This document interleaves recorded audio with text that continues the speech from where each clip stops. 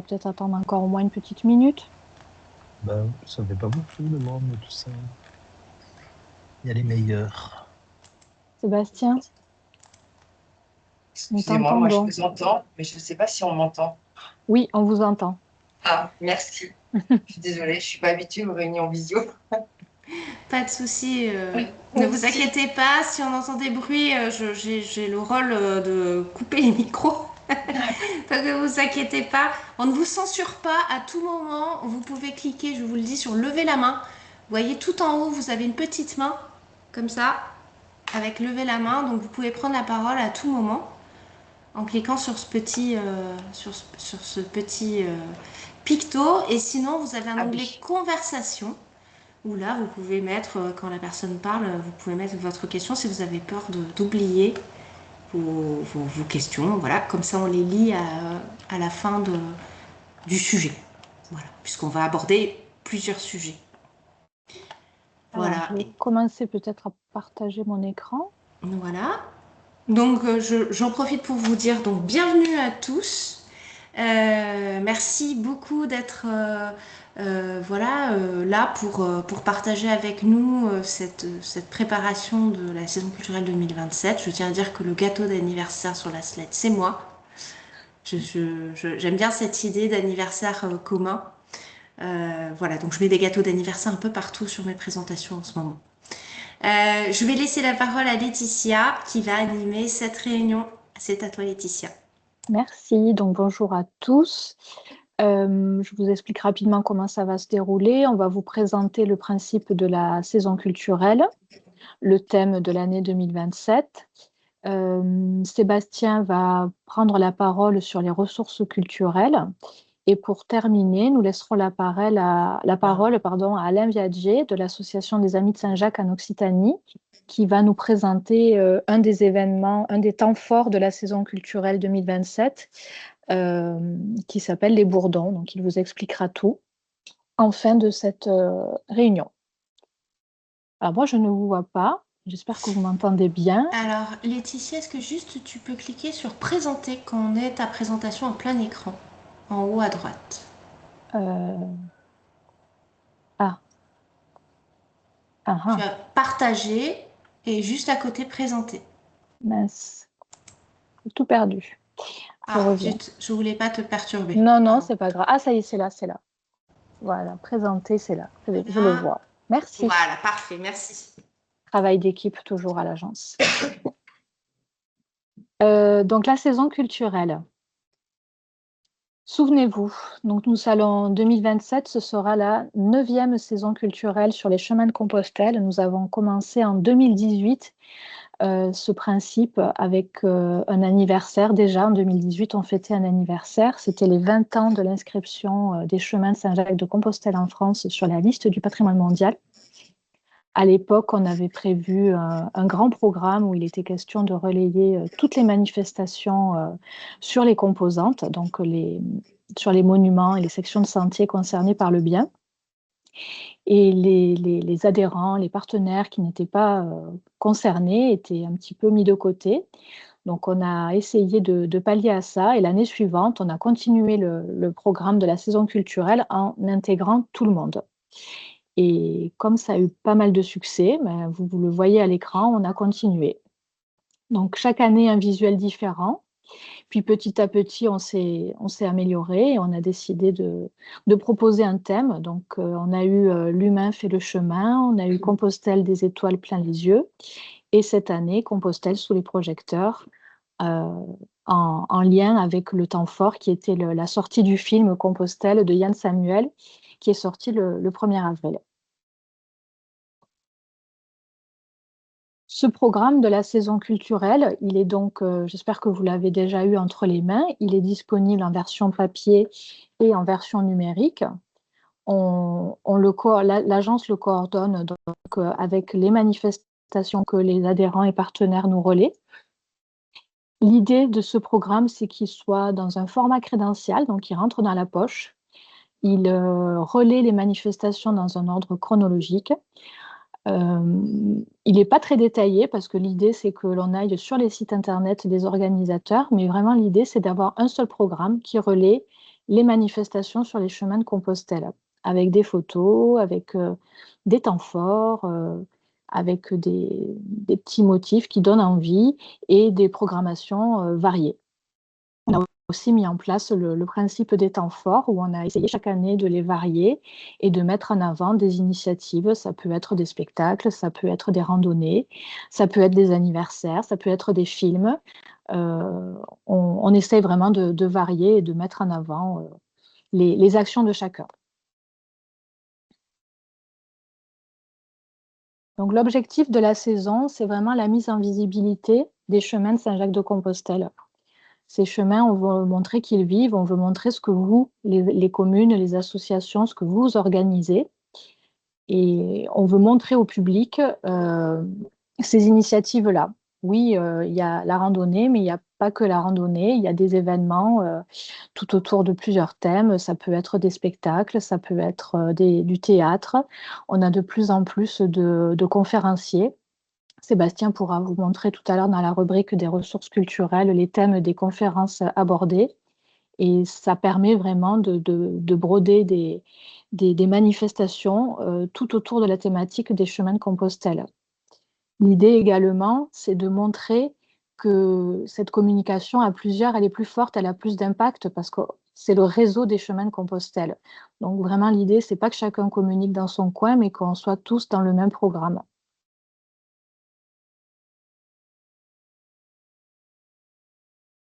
2027, on en a déjà un petit peu parlé, on en a parlé ce matin pendant la réunion sur l'atelier de la Voie d'Arles, on en a parlé la semaine dernière pour ceux qui étaient présents durant le comité de biens et durant l'Assemblée générale. 2027 correspond aux 40 ans du programme de certification des itinéraires culturels européens.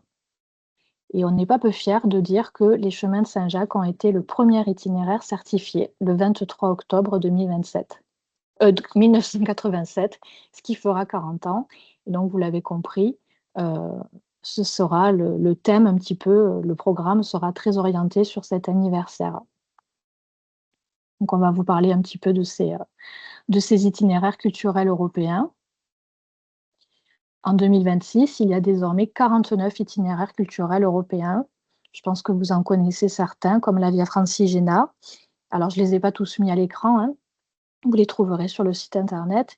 Il y a aussi l'itinéraire de Saint-Martin de Tours, le chemin de Stevenson, la route européenne d'Artagnan. Je ne vais pas tous vous les citer, mais ce sont des itinéraires qui illustrent la mémoire, l'histoire, le patrimoine européen et qui contribuent à l'interprétation de la diversité de l'Europe d'aujourd'hui.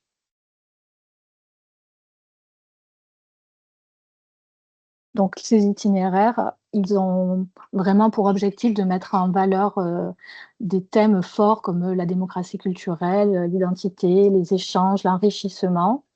Et on espère que quand vous avez ces thèmes-là, ça vous inspire des manifestations parce que c'est vraiment ce que le programme devra démontrer, ces thèmes-là, à travers des spectacles, à travers, encore une fois, plein de manifestations qui vous viendront, je l'espère, à l'esprit.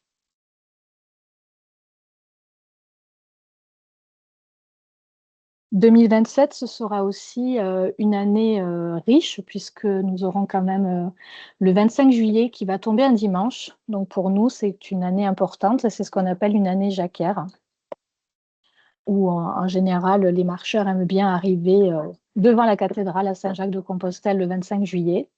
Ça veut dire qu'il y aura aussi beaucoup de manifestations ce jour-là. En tout cas, ça a toujours été comme ça. Donc préparez-vous. C'est aussi le 80e anniversaire des GR de la Fédération de randonnée pédestre. Donc, je ne sais pas s'il y a des gens de la fédération, mais je pense que là aussi, ça va nous inspirer. Et donc, les 40 ans de ce programme de certification des itinéraires culturels européens. S'il y avait tout ça, vous n'êtes pas inspiré. Moi, je pense que vous êtes inspirés puisqu'on a déjà eu des suggestions. On a fait un atelier mercredi pendant le comité de biens et des idées ont été proposées. Donc, on s'est dit que ce serait bien de vous les rappeler. Comment est-ce qu'on peut célébrer cet anniversaire? Quel type de manifestation on pourrait organiser? eh bien, on a évoqué des concerts, on a évoqué des projections, des colloques, des escape games pour essayer de toucher finalement tous les publics et pour illustrer toutes les thématiques en lien avec les itinéraires culturels européens.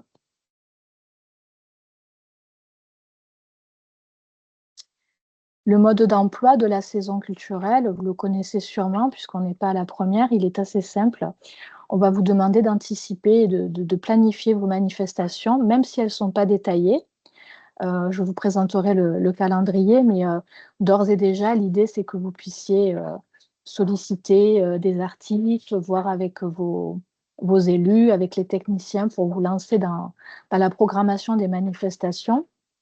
Et nous, on peut vous aider afin d'avoir les infos au plus tôt parce que, évidemment, nous avons des contraintes avec les graphistes, les imprimeurs, puisque donc le programme est disponible, je le rappelle, en version numérique et en version papier. Donc l'idée, c'est d'anticiper le plus possible vos manifestations. Vous pouvez vous aider en identifiant les grands rendez-vous, hein, on l'a dit, une année jacquaire. Il y a les nuits des musées, les nuits des églises, la journée de l'archéologie, les journées européennes du patrimoine, évidemment. Tout ça, ça peut être le point de départ de l'organisation d'une manifestation. Et ensuite, on va vous demander de saisir votre manifestation via notre formulaire en ligne. C'est très simple, il suffit de remplir les informations pratiques avec la date, le lieu, un visuel. Et puis, si vous n'avez pas le visuel, on se débrouille sans, puis vous nous le communiquez quand vous l'avez.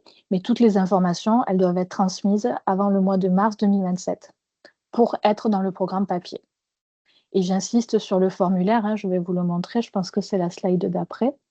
Ce formulaire, il est vraiment très important puisque c'est comme ça qu'à l'agence, on reçoit une notification et que je vois qu'il y a des manifestations et que je peux les reporter dans le chemin de fer. Ça me fait gagner un temps fou lorsque vous l'utilisez et c'est assez rapide et assez simple. Et puis, si vous avez bien sûr des difficultés à le compléter, vous pouvez tout à fait me contacter. Je vais peut-être laisser la parole à Laure pour présenter l'Open Agenda.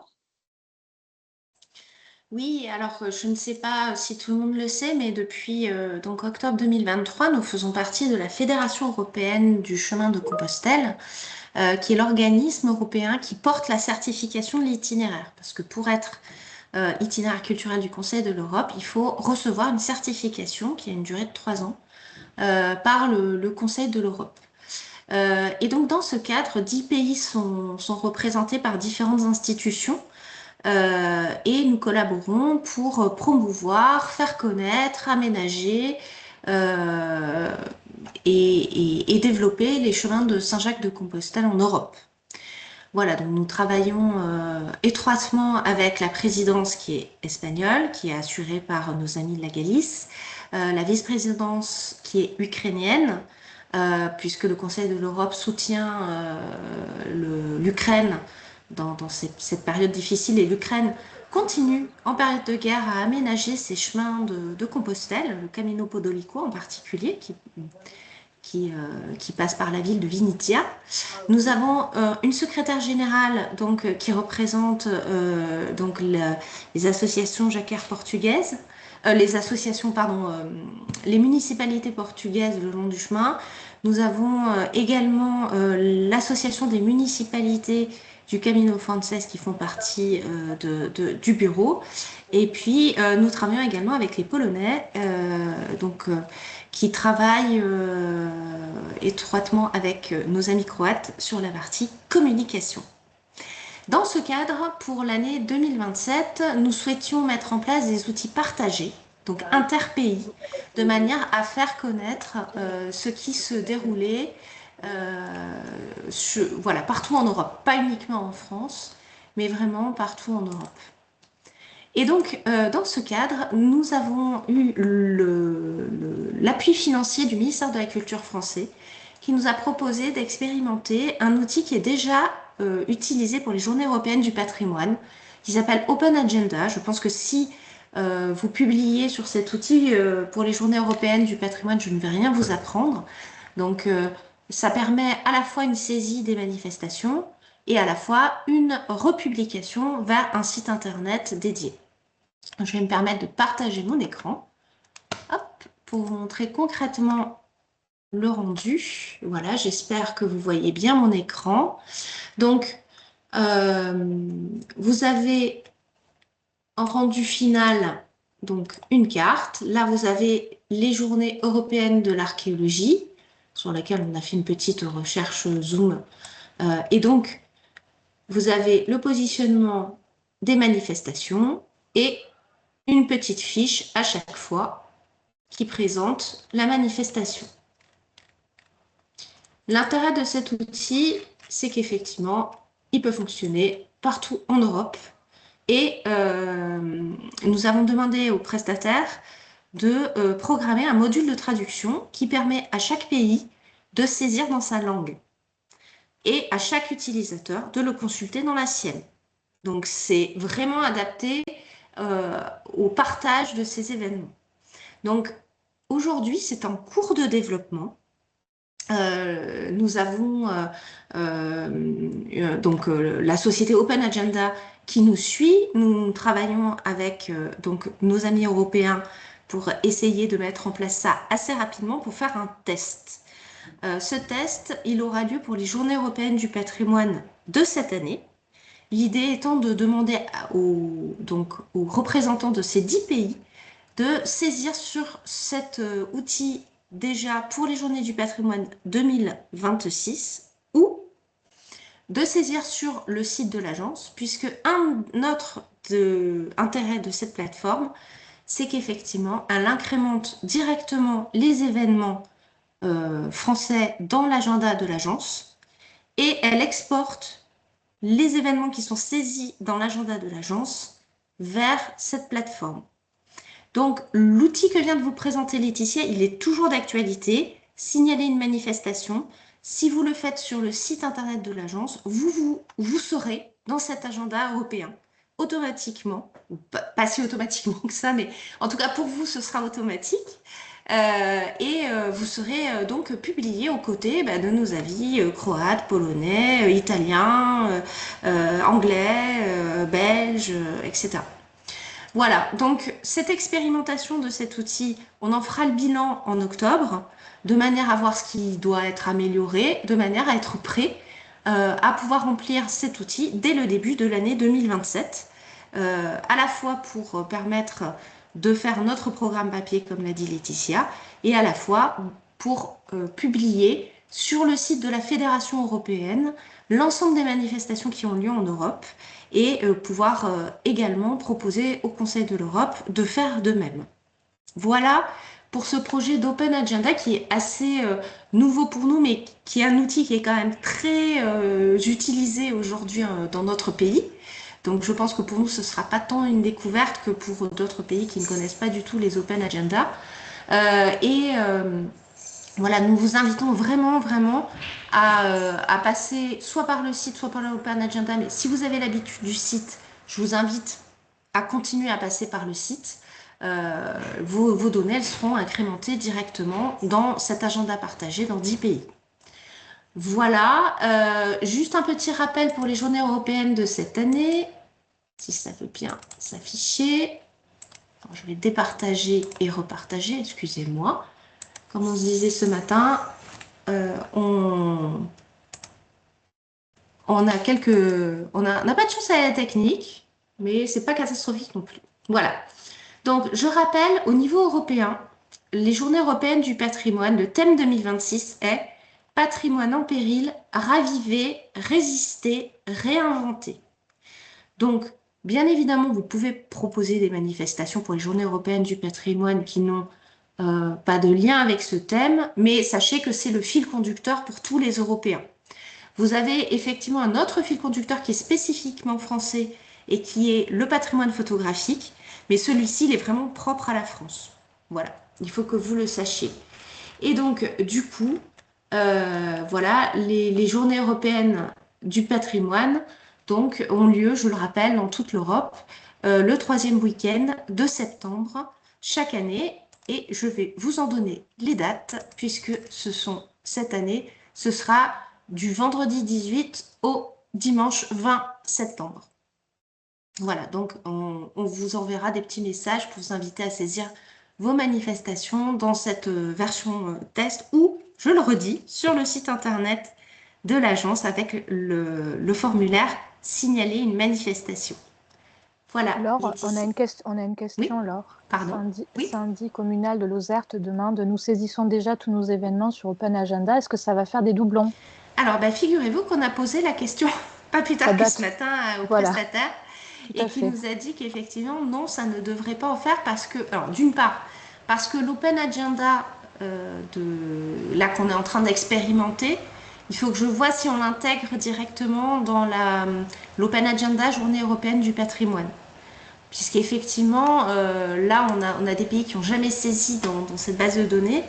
Voilà, j'en discute la semaine prochaine, pour rien vous cacher, j'en discute la semaine prochaine avec Oran Proisy du ministère de la Culture pour voir si c'est opportun ou si on fait un agenda dédié cette année pour vraiment circonscrire les problématiques propres à l'itinéraire culturel européen qui pourra devenir des champs qui ne sont pas adaptés ou qui peuvent être améliorés, etc. Donc ça, de toute façon, quand on va vous inviter à découvrir l'outil, on vous précisera toutes les modalités. Mais effectivement, si on venait être raccroché à l'Open Agenda des Journées européennes du patrimoine, le prestataire nous a dit, pas de souci, on a un algorithme qui trie les événements. Voilà, j'espère avoir répondu clairement. Oui, merci. Donc, je vais continuer la présentation. Est-ce que vous voyez toujours mon écran? Non, Laetitia. Non, alors il faut que je repartage. Hop, partager.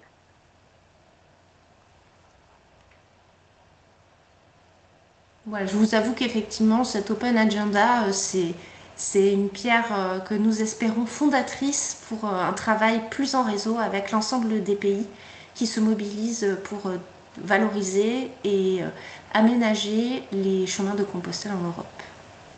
À toi, Laetitia. Donc, je continue avec les outils de communication de l'agence, puisque cette saison culturelle, l'idée, c'est de la relayer. On le fait avec l'aide de nos newsletters qui sont diffusés à 45 000 destinataires. On relaie également les manifestations avec les réseaux sociaux qui, cette année, ont bénéficié d'une belle augmentation d'abonnés, puisqu'on a atteint les 13 000 sur Facebook et les 11 000 abonnés sur Instagram. Ça aussi, c'est le fait d'avoir beaucoup relayé le film Compostelle, hein, on en a beaucoup parlé, l'équipe du film a bien joué le jeu de repartager les posts et tout ça a participé à l'augmentation des abonnés. Donc on continue parce qu'il ne faut pas laisser, il faut battre le fer tant qu'il est encore chaud et donc on fait beaucoup de publications et la saison culturelle, bien sûr, en fait partie.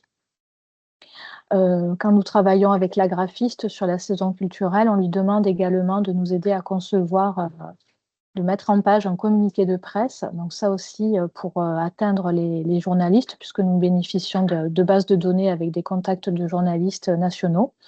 On essaye encore une fois de donner de l'apport de la saison en leur envoyant ce communiqué de presse et en le relayant sur les réseaux sociaux. Donc encore une fois, on est dans un programme commun dans le réseau et on utilise tous nos moyens pour relayer les manifestations à l'intérieur du programme. Alors tout à l'heure, Alain Biagé nous présentera un événement phare de la saison 2027. Et ça, c'est un autre événement important, c'est l'événement 1000 mains à la pâte que vous connaissez peut-être déjà. Je crois que l'année prochaine, je me demande si les 1000 mains ne vont pas fêter leurs 10 ans. C'est vraiment un rendez-vous qui est très fédérateur et qui a de plus en plus de succès. Je crois qu'au début, quand ils ont commencé, il devait être une vingtaine de bénévoles à se lancer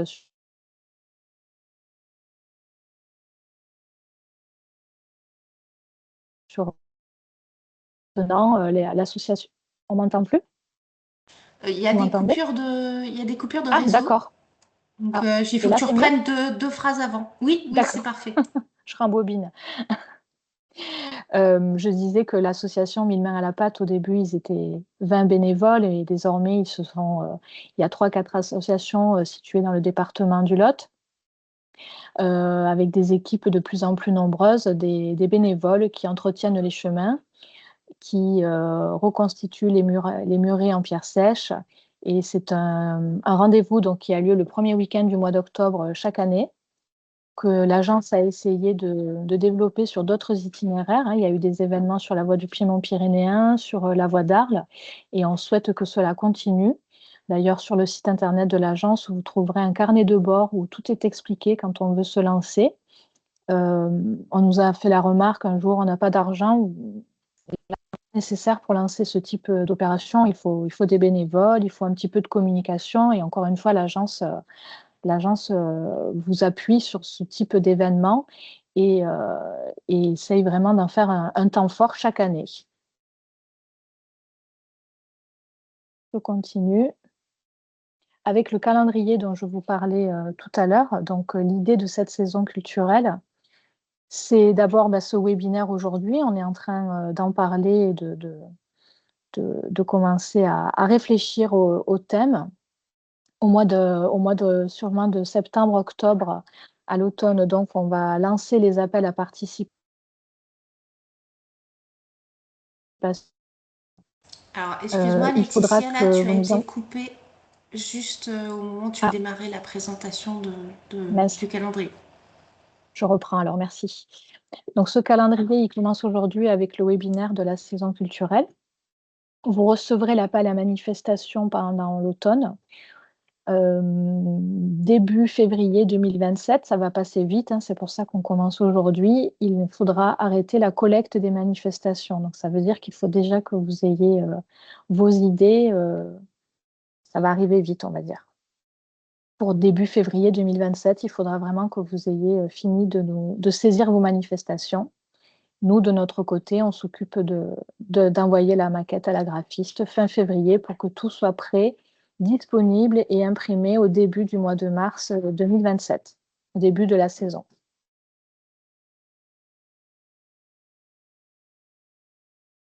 Je vais passer la parole à mon collègue Sébastien, s'il est là, pour qu'il vous présente un petit peu les ressources pour vous aider à construire vos programmations. Elles sont disponibles sur notre site internet et je lui laisse la parole. Bonjour. Avant de parler des ressources, juste quelques indications supplémentaires peut-être par rapport à ce qui a été dit précédemment. D'abord, on peut couper le micro là, s'il vous plaît. J'ai un écho. Dans la... Voilà, merci. Quelques indications. D'abord, ça ne se résume pas qu'au 25 juillet, une année anniversaire, c'est toute l'année. Et dans la tradition jacquère, il y a 3 dates. Le 25 juillet, qui est la plus connue, mais il y a aussi le 25 mars et le 30 décembre, qui sont liés à la vie, à la légende, à la tradition religieuse autour de Saint-Jacques. Laetitia a parlé des Journées européennes du patrimoine ou d'autres événements, et effectivement, une des idées, c'est que on peut faire par percolation, on peut diffuser par percolation la thématique jacquère à travers des événements déjà installés sur votre territoire, à travers tel festival, à travers les Journées européennes du patrimoine, à travers celles de l'archéologie, à travers tel événementiel, et ça permet de toucher un plus large public que le seul public des pèlerins. Les pèlerins sont rarement la cible puisqu'ils sont en marche et leur préoccupation n'est pas d'aller voir des expos ou des films, mais on est vraiment sur l'idée de diffuser des valeurs, les valeurs européennes que portent les chemins autour de la rencontre, du brassage culturel, d'une identité commune, et donc de les diffuser auprès du public le plus grand nombre.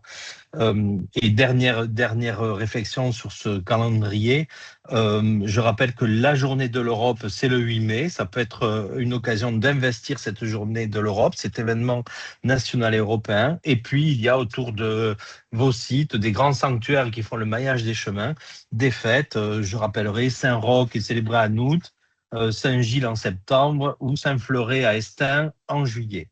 Donc, essayons d'investir ces occasions de fêtes déjà installées, de fêtes religieuses, pour en faire des moments aussi citoyens à travers une activité culturelle. Dans les contenus, bien, il y a 1000 mains, on en a parlé, je n'y reviens pas. Des ressources, on les a mises en partage, on a référencé et on est attentif à référencer des ressources qui sont sur la rubrique ressources culturelles et pédagogiques du site internet, dans la boîte à outils. Et vous avez des contacts d'artistes, de conférenciers, de conteurs, de plasticiens qui ont une offre culturelle, un propos autour de la thématique prise en son sens le plus large. Les pèlerinages, la marche, les rencontres, l'univers médiéval, la création artistique générée par la dévotion au saint, etc. Donc, on va retrouver des conférenciers qui sont bien utiles pour le partage des savoirs. Et vous avez 2 exemples à l'écran, mais il y en a beaucoup d'autres. Vous avez la possibilité aussi de monter, pourquoi pas, des journées d'études où on a notamment une rencontre marché pour guérir qui pourrait être imaginée quelque part sur une date et quelque part chez vous. Nous avons des expositions en location, mais nous essayons de référencer des expositions que d'autres ont créées et gèrent. Vous trouverez les fiches techniques sur le site. Vous avez une offre de spectacle. On a été un peu plus attentif à toute l'offre de spectacle, one-man show, one-woman show, voire pièces de théâtre, et qui sont référencées sur le site. Beaucoup d'œuvres théâtrales ou de contes qui permettent de véhiculer les valeurs des chemins et notamment tout ce qui est rencontres. Voilà, donc ces ressources-là sont toujours en téléchargement. Et puis également des possibilités de projection, évidemment. Il y a le film qui a rencontré son succès, Compostelle cette année. Eh bien, il y a eu d'autres films par le passé ou des documentaires aussi. Et donc, on peut imaginer, vous pouvez imaginer, en vous rapprochant de tel cinéma ou de telle structure de diffusion cinématographique, de monter une programmation. Ça touche un grand public et ça permet de faire du buzz et de raconter, partager ou l'histoire ou l'expérience des marcheurs. Voilà, qu'est-ce que je peux dire encore? Alors, les thématiques, rien n'est fermé. Toutes les formes artistiques ou culturelles peuvent être programmées et intégrées à ce programme de saison culturelle, bien sûr. Peut-être un effort d'imagination pour sortir des sentiers battus et pour peut-être essayer de mettre l'accent sur la dimension européenne des chemins, la dimension européenne de cet héritage culturel. Alors là, on peut essayer de vous aider. On renforcera, je regardais tout à l'heure, la médiathèque du site internet, qui est une autre page et qui contient une rubrique itinéraire culturel européen. On pourra essayer de la renforcer pour mettre en ligne quelques publications qui pourront peut-être vous inspirer dans le propos, dans la construction d'une programmation. Voilà, et je prendrai juste un exemple. Nous allons un accompagnement de l'action qui va être présentée immédiatement après moi. En accompagnement, nous allons programmer une tournée de conférences avec une historienne et puis également un duo de conférences entre un historien du Moyen-Âge et un spécialiste des sciences de la communication contemporaine. Et nous avons délibérément, dans cette programmation de conférences, laissé à l'écart quelques thèmes un peu bateaux, un peu génériques, les pèlerins, les chemins, etc. Et on va essayer de mettre l'accent justement sur cette dimension européenne en parlant du pèlerinage et de politique, en parlant de Charlemagne et le pèlerinage de Saint-Jacques. Voilà. Et je finirai là-dessus. On est bien évidemment à votre disposition pour vous conseiller, vous orienter sur des ressources culturelles pour vous aider à nourrir cette opération. Voilà, enfin, je finis là-dessus. On pensait aux jeunes, donc on a une action qui s'appelle Enfants médiateurs, qui peut être montée chez vous, et qui peut, en fin d'année scolaire, c'est-à-dire en juin 2027, donner lieu à une restitution du travail accompli durant toute l'année par les enfants est restitué lors d'une petite manifestation chez vous. Voilà, ça coûte pas grand-chose, ça valorise les enfants, ça leur permet l'apprentissage du patrimoine autour des chemins de Saint-Jacques et ça vous fait une date pour vos concitoyens. Merci. Merci Sébastien. Il y a des questions dans le chat. On veut nous proposer des ressources à ajouter sur le site internet. Donc, bien sûr, on est preneur. Est-ce qu'il y a des questions avant que je laisse la parole à Alain?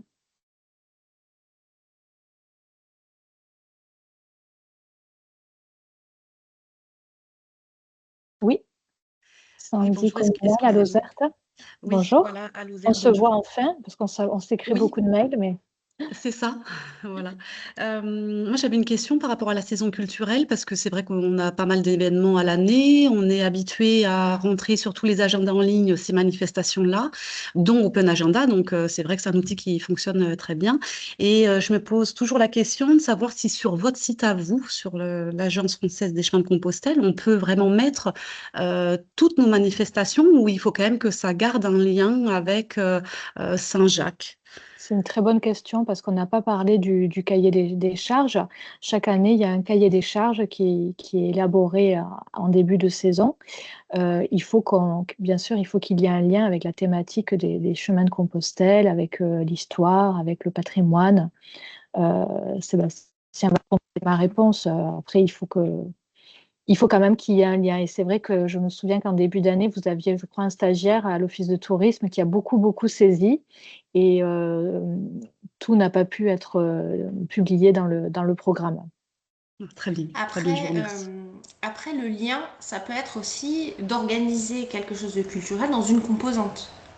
Par exemple, effectivement, une visite de la cathédrale d'Amiens, ça compte, puisque Amiens est une composante du bien. Organiser un escape game dans le cloître de Mauressac, je vous dis n'importe quoi, c'est pas sur la thématique Jacquard, mais forcément, dans la mesure où ça va être un escape game culturel, vous allez parler de la composante. Donc voilà, et le lien, c'est aussi le lieu. Voilà. Très bien, Par du contre, coup, je ferai le point avec ce que le stagiaire a saisi et par rapport à ce que vous avez, peut-être je rajouterai 2, 3 petites choses alors, effectivement. Ouais. Je pense que dans merci. les offices, avec plaisir, dans les offices de tourisme, vous avez souvent des visites guidées thématisées sur les chemins. Donc ça, c'est le type de manifestation qui s'adapte parfaitement. Oui, mais du coup, ok, je comprends. C'est nous qui les mettons en place, mais oui, tout à fait. Merci. Sébastien, tu veux compléter? Oui, on peut ressortir et vous envoyer, si vous voulez, une note de synthèse de la préparation du 20e anniversaire en 2018 de l'inscription des chemins de Compostelle.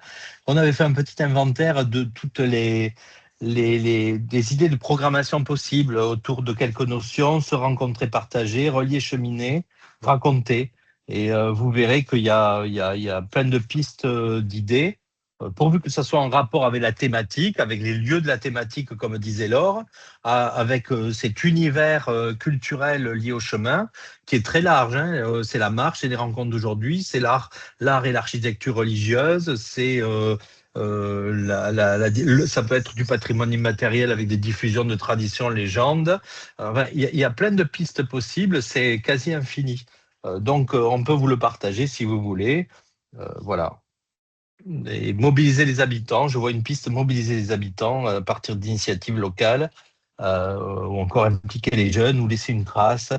Voilà, en méditant par exemple un, un catalogue d'expositions pour une exposition que vous auriez fait, ou encore en créant vous-même une exposition mémoire. Moi, j'ai le souvenir en 2018, les 20 ans, eh bien, la commune de La Romieu, bon exemple, avait créé une exposition des portraits d'habitants qui étaient toute l'année installés dans le cloître de la collégiale de La Romieu, portraits d'habitants avec une courte citation sur leur rapport au monument, leur rapport affectif au monument qui était là. Voilà, c'est un exemple de création qui raconte le chemin, qui met en scène le chemin, qui met en scène le lien affectif entre les habitants et le lieu, et qui est partagé avec tous les visiteurs. n'hésitez pas, si vous avez des enseignants qui n'iront pas jusqu'à participer à Enfants médiateurs, Mais n'hésitez pas à proposer aux classes d'investir cet anniversaire. Dans le programme des 20 ans, je parle sous le contrôle de Sébastien, on avait, il me semble, une école, un collège à Neuvy-Saint-Sépulcre Oui. qui avait créé un club autour du patrimoine et qui a élaboré un jeu de société, une expo, un documentaire, pas tout sur la même année, mais sur plusieurs années consécutives. Et c'est typiquement ce type de choses qu'on est susceptible de prendre. Un jeu de société avec une journée jeu à proximité de la basilique de Neuvy-Saint-Sépulcre, Saint-Étienne, on prend. Voilà.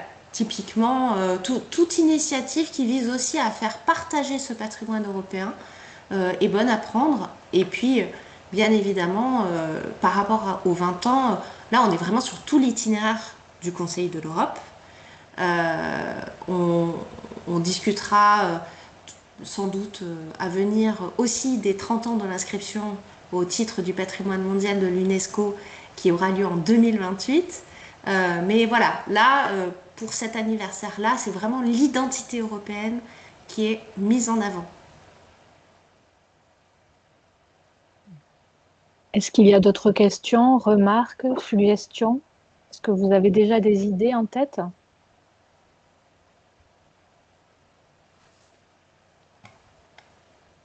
Si vous avez en tête une manifestation ou un projet de spectacle, d'exposition et que vous avez un doute, bien évidemment, n'hésitez pas à nous appeler et à nous poser la question. Voilà, on est toujours dans l'échange. Bien sûr. Écoutez, s'il n'y a pas d'autres questions, je vais laisser la parole à Alain Viadget qui va nous présenter le projet des Bourdons. Bonjour, est-ce que vous m'entendez bien? Oui, très bien. Parfait. Rebonjour Alain. Alors, rebonjour Laure, Laetitia, Sébastien, peut-être Célia et Kenya. Je vais également essayer de partager une présentation. Je vais arrêter le partage alors dans ce cas.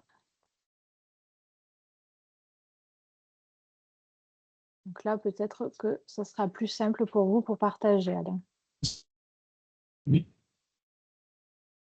Est-ce que vous voyez quelque chose?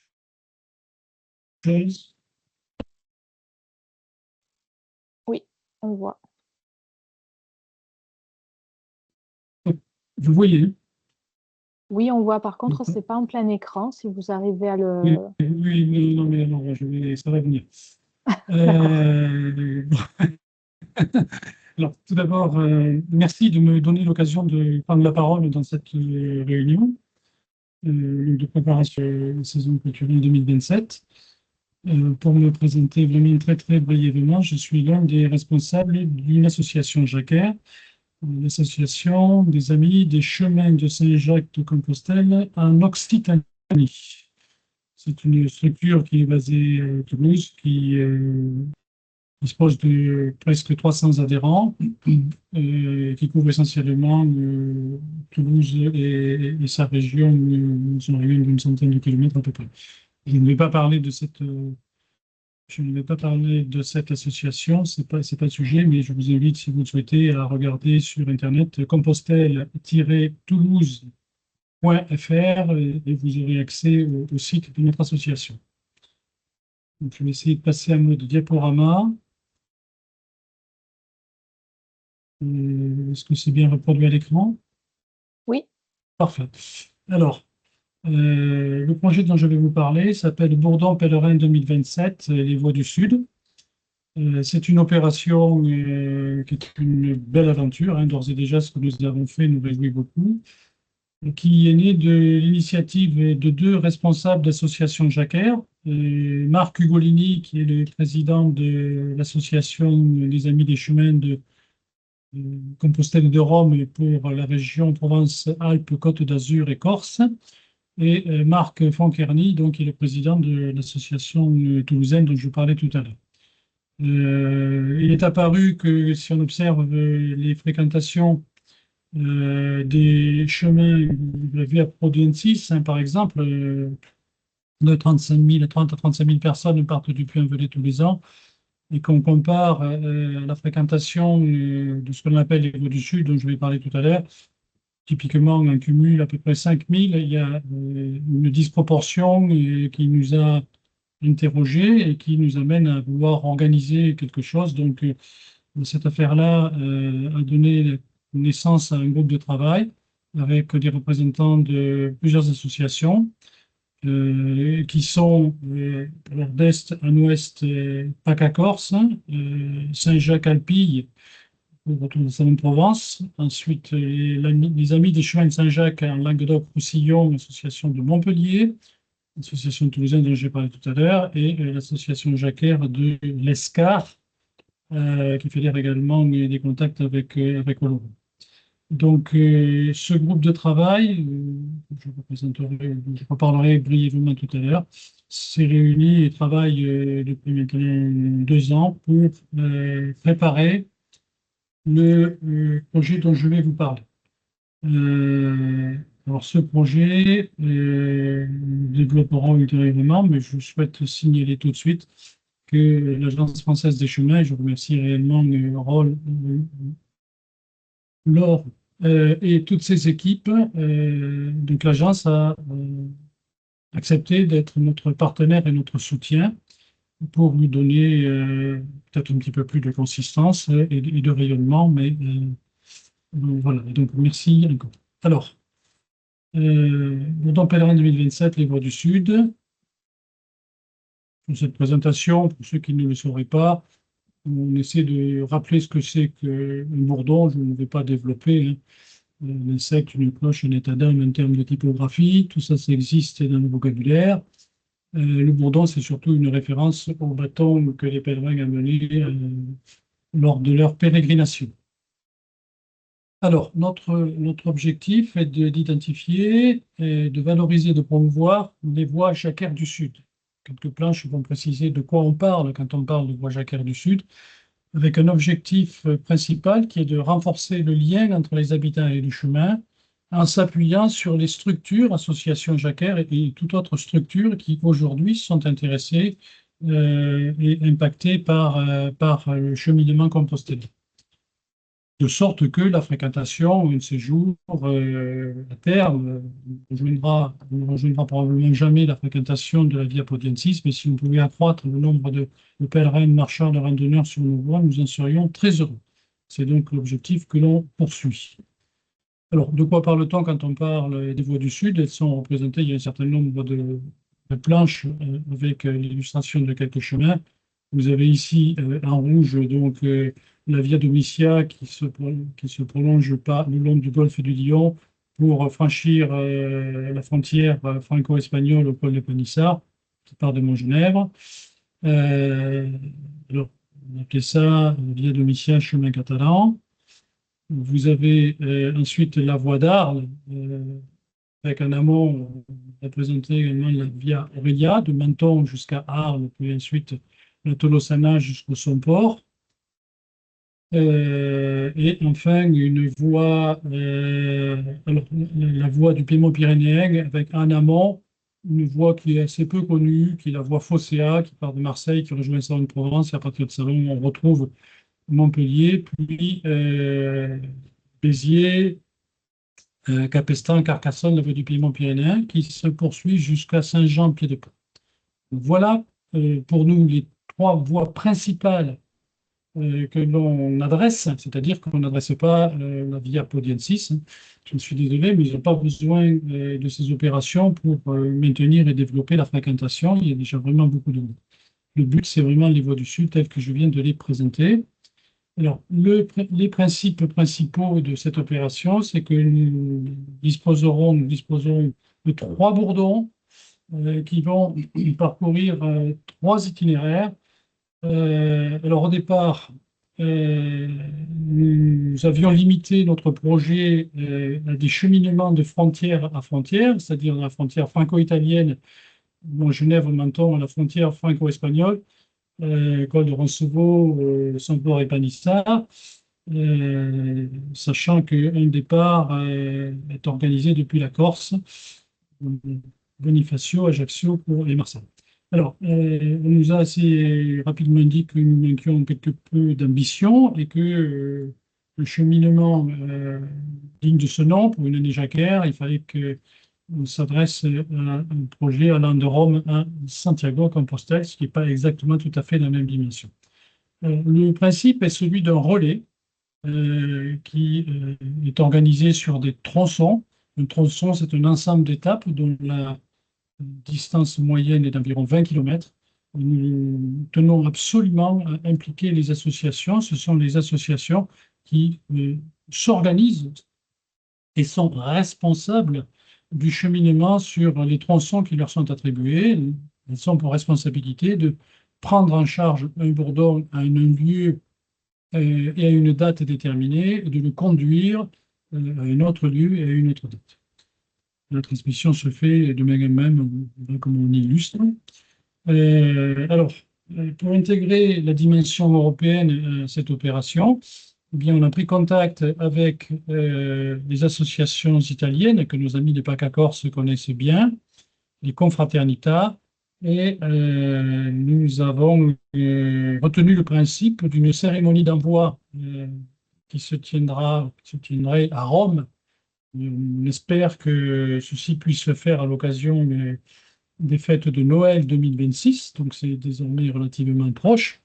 Nous espérons une bénédiction de ces bourdons, peut-être par le pape lui-même. C'est un objectif très ambitieux, mais l'idée, c'est d'avoir une cérémonie d'envoi à Rome, sachant que donc 2 de ces bourdons chemineront en Italie. Le troisième sera pris par un Jacquet, un pèlerin corse, qui ira le récupérer à Rome pour l'amener à Bonifacio.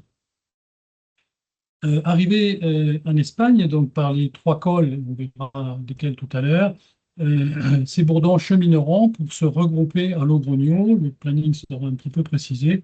Et nous escomptons bien aller ensuite de Logroño jusqu'à Santiago pour amener ces bourdons début juillet 2027. Alors, si on se focalise donc sur les chemins des bourdons en France, ils sont ici représentés. En vert, le chemin du bourdon que l'on a appelé Panissard. On a donné un nom à chacun de ces bourdons. De Montgenèvre, Arles, Montpellier, Béziers, Capestin, etc., jusqu'au pôle de Panissard. Panissard, c'est tout près de Pertus. Pertus, hein. Le bourdon dit Somport va de Menton jusqu'au col du Somport, par la voie Aurelia et Tolosana. Et le bourdon dit Roncevaux, celui qui cheminera en Corse, en bateau, hein, d'Ajaccio à Marseille, et ensuite le long de la voie du Piémont pyrénéen jusqu'à Roncevaux. Voilà. Vous noterez aussi que l'on a dessiné un logo spécifique, couleur du Sud, hein, pour cette opération que l'on retrouvera un peu partout. Vous avez quelques éléments plus précis sur le cheminement des différents bourdons. Je vais passer assez vite pour essayer peut-être plus de temps aux questions. Ça, c'est une illustration italienne. Pour les bourdons sans port, même présentation, départ en France à Menton. Ça, vous avez là le poste frontière franco-italien à Menton, hein. Vous pouvez noter sur la gauche de la photo, ici un oratoire bidirectionnel, Santiago et bon. Le bourdon Roncevaux, voilà, avec une particularité qui est que départ de Corse, il remonte ensuite sur Arles, la Tolosana, jusqu'à Saint-Gervais-sur-Mar. Et à Saint-Gervais-sur-Mar, on prendra la bretelle dite de Foncode pour rejoindre donc Capestan et ensuite Carcassonne.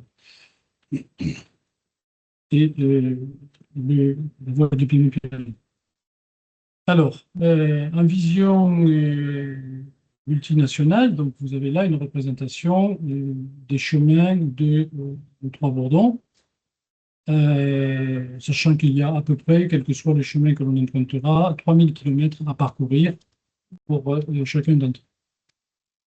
Le cadre de participation, elle est bénévole, elle est ouverte à toutes les associations qui sont situées sur les voies du Sud, et à toutes les structures, parce qu'il y a des lieux où il n'y a pas d'association jacquère, donc il va bien falloir s'appuyer sur d'autres structures de type association de randonneurs.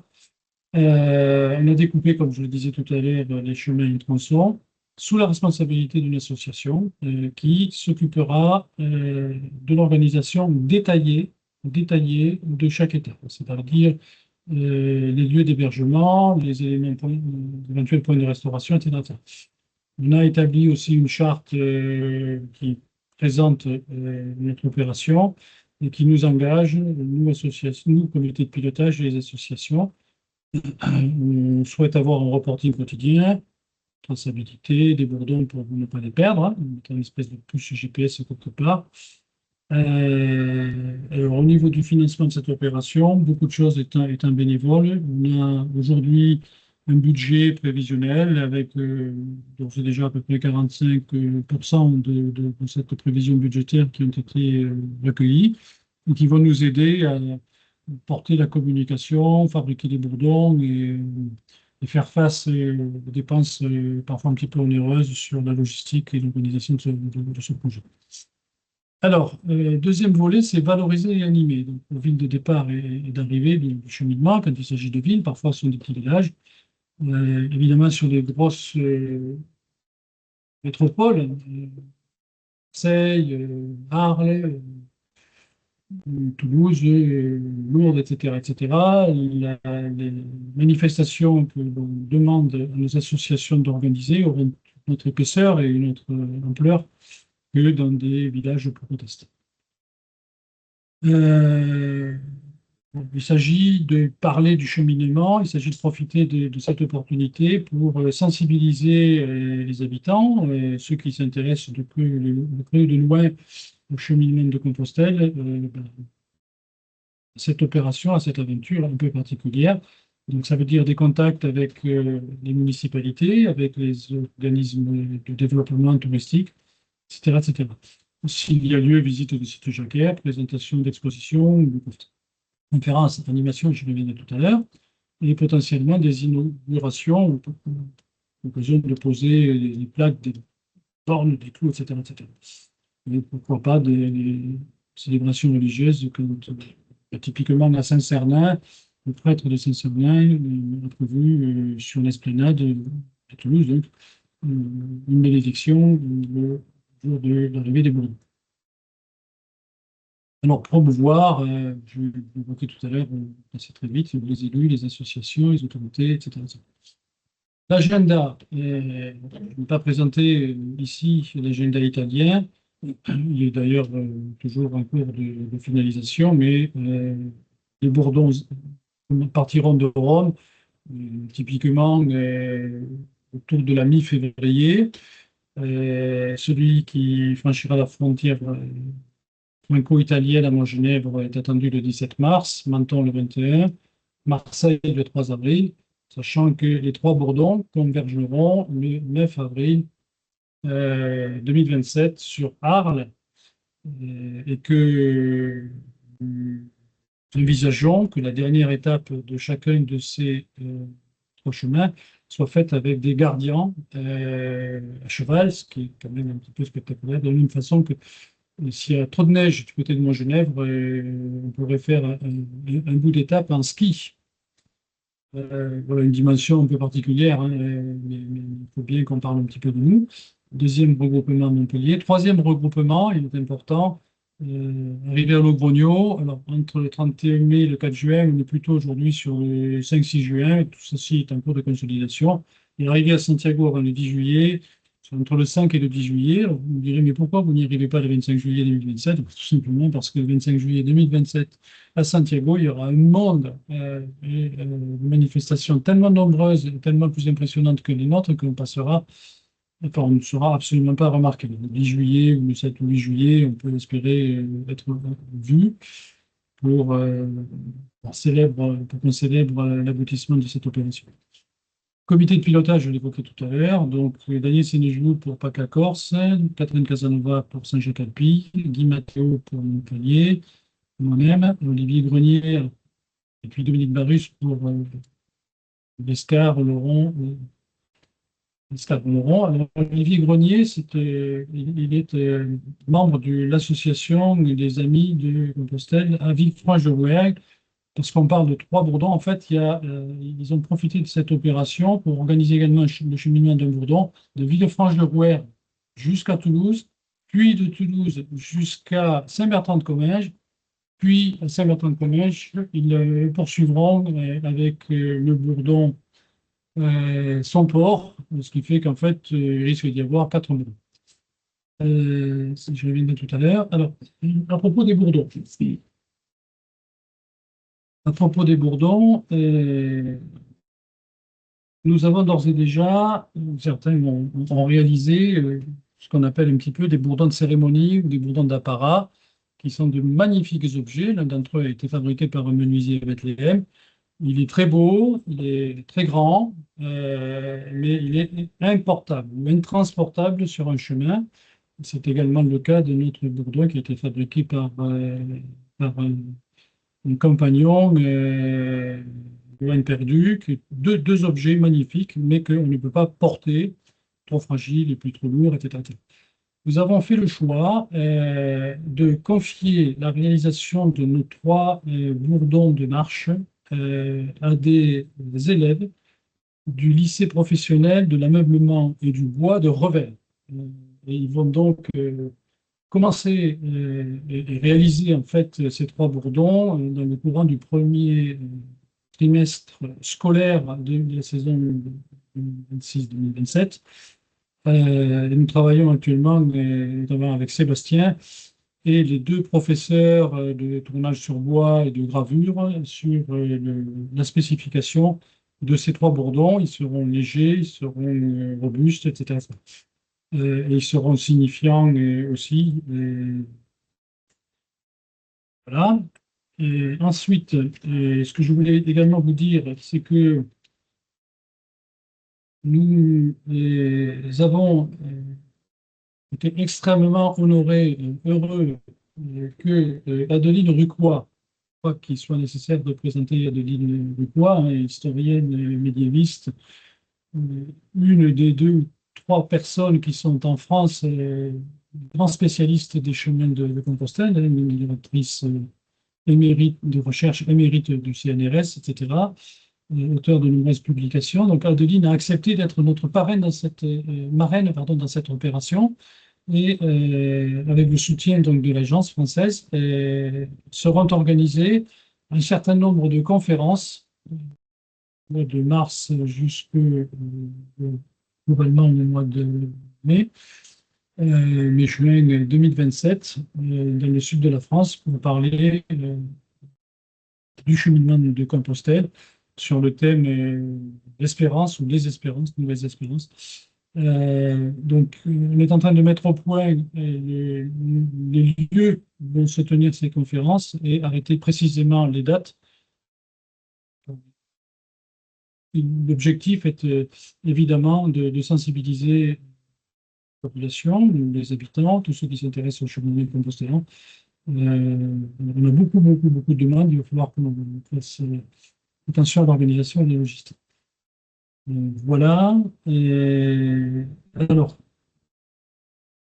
les contacts. Alors, en termes de plan d'étape et de calendrier, on a un schéma provisoire qui a servi aux différents responsables d'associations que j'évoquais tout à l'heure, prendre contact, d'abord valider la faisabilité sur les lieux, puis prendre contact avec des municipalités, des organismes de tourisme ou autres, des offices de tourisme. Ce travail est presque terminé. Nous envisageons de finaliser début septembre 2026, vraiment, de sorte que l'on soit en mesure, après quelques semaines de maturation définitive, d'officialiser le plan d'étape et les dates de passage des différents bourdons sur les étapes retenues courant octobre 2027. C'est nécessaire de le faire à ce moment-là, parce que tout simplement, il faut réserver des salles de conférence, il faut réserver un certain nombre de choses. Donc, le plan d'étape et les dates seront publics et arrêtés à ce moment-là. D'ores et déjà, si certains d'entre vous sont demandeurs, on peut vous donner des périodes approximatives à 1 ou 2 jours près, ça va marcher. Voilà, nous allons aussi en septembre-octobre augmenter notre communication sur ces opérations-là, même si pas mal de choses ont d'ores et déjà été faites. Nous avons réalisé un flyer, nous avons une page, voilà, ça c'est une première page du flyer, qui reprend ce que je viens de dire, je ne le commande pas. On a une page Facebook, Bourdon 2027, un site qui s'appelle voixdusud.fr, dans lequel vous avez une présentation des Voix du Sud et en particulier une feuille spécifique de notre projet. Ça, c'est le verso du flyer. Là, on a aussi commencé à communiquer, ça c'est la revue digitale 2022, ça date de novembre 2025. On va proposer d'autres parutions. Je suis pratiquement lu. Tac, tac, tac, tac. Je vais bien, je sais. C'est à peu près tout. Et je suis disposé à répondre à vos questions. Si vous Merci en avez. beaucoup. Merci beaucoup, Alain. Alors, est-ce que vous avez des questions?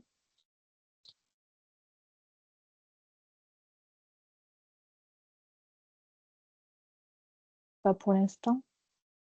Alors, on va essayer sur la dimension européenne. J'ai un petit peu parlé de l'Italie, je n'ai pas trop parlé de l'Espagne. Il n'en reste pas moins que les associations espagnoles, catalanes, prennent en charge l'un des bourdons depuis le col de Panissard jusqu'à Le Grogno. Donc, là aussi, il y a un sacré travail d'organisation. Ce sont des équipes de Jordi Chicola, qui est un des fondateurs des associations catalanes et espagnoles qui s'en charge.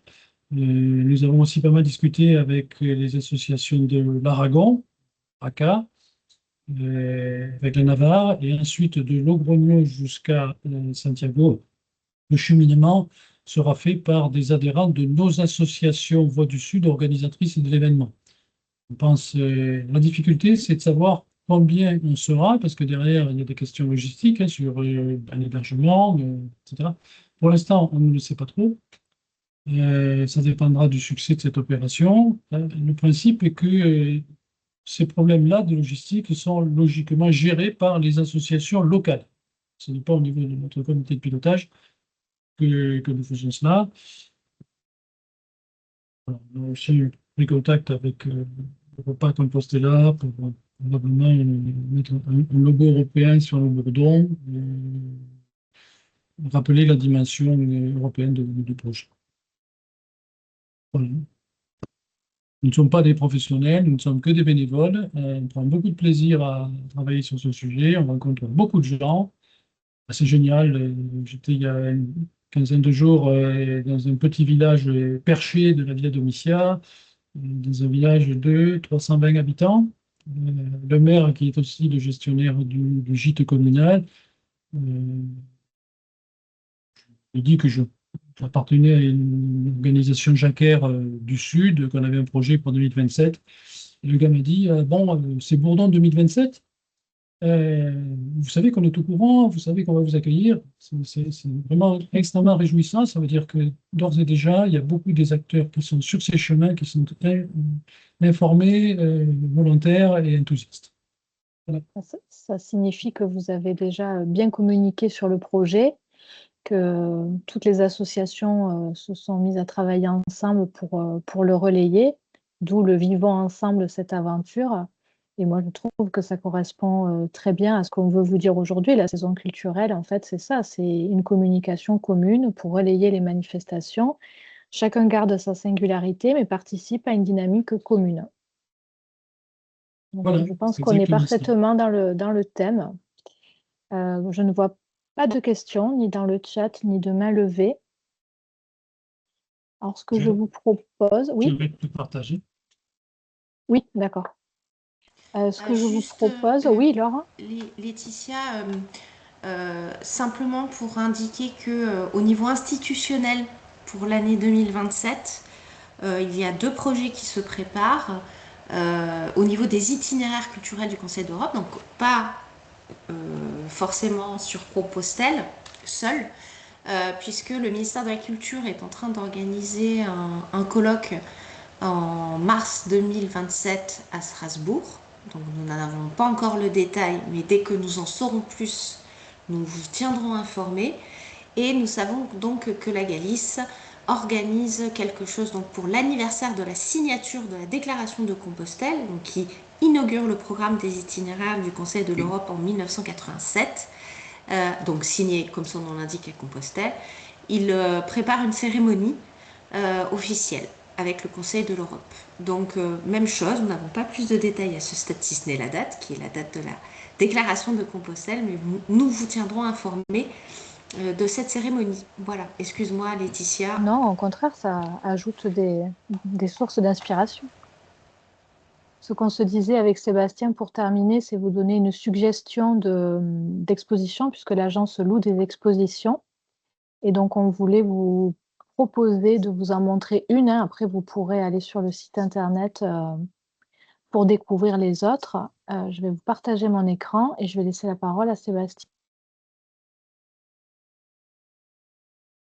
Oui, ça c'est l'exposition sur les itinéraires culturels européens, les 33 itinéraires. C'est plutôt une exposition institutionnelle, donc à garder pendant un certain temps et comme support peut-être à des activités de conférences. Voilà, c'est une exposition institutionnelle. Voilà, mais c'est l'une des rares qui existe sur une approche européenne. Voilà, on va essayer de rechercher des expositions qui ont cette approche européenne. Mais hélas, il y en a peu de nombre. Elles sont très peu nombreuses. Voilà.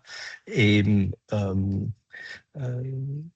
voilà, donc on voulait vous faire un focus sur celle-là, qui est une création de l'Institut des itinéraires culturels du Conseil de l'Europe et qui est gérée en France par... C'est une création du ministère de la Culture et de la FIS. D'accord, ok. Création du ministère de la Culture et de la FIS, donc voilà, et donc qui est gérée par le ministère de la Culture. Voilà, FIS, Fédération française des itinéraires culturels du Conseil de l'Europe. Pardon, excusez-moi pour l'acronyme.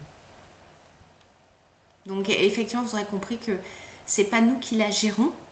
Donc il y a d'autres itinéraires qui la demandent assez régulièrement. Donc il faut anticiper si vous souhaitez l'accueillir. Excusez-moi Sébastien pour l'interruption. Non, pas de problème. Je vois une question de Océane Lallier qui demande qui est le contact pour le projet des bourdons entre Villefranche et Toulouse. Je crois que c'est Olivier Grenier, c'est ça Alain? Vous n'avez pas activé votre micro. Oui, il s'agit bien d'Olivier Grenier. D'accord. De mémoire, il doit y avoir une adresse quelque part sur... Je vais l'envoyer à Océane, je me le Il a note. une adresse de messagerie. Oui, on a son contact à Olivier. Il fait partie de l'association du Barouergue. C'est ça, exactement. Donc j'ai le contact, je vais l'envoyer à Océane. Merci. Oui. Mais écoutez, s'il n'y a pas d'autres questions, on ne va pas vous prendre plus de temps. Comme on vous l'a dit, on se tient à votre disposition, que ce soit pour les ressources culturelles, pour des précisions sur le calendrier de la saison. De toute façon, on va communiquer, sûrement à travers les newsletters. On va sûrement là vous laisser tranquille pour l'été, mais dès la rentrée, on va revenir vers vous pour vous proposer d'ores et déjà nous envoyer vos manifestations. Merci beaucoup pour votre participation à tous, pour votre écoute. Et s'il n'y a rien d'autre à ajouter, on vous souhaite une bonne fin d'après-midi. Si. Merci Laetitia. Merci. Au revoir. Au revoir. Et à bientôt. À bientot. Au revoir. À bientôt.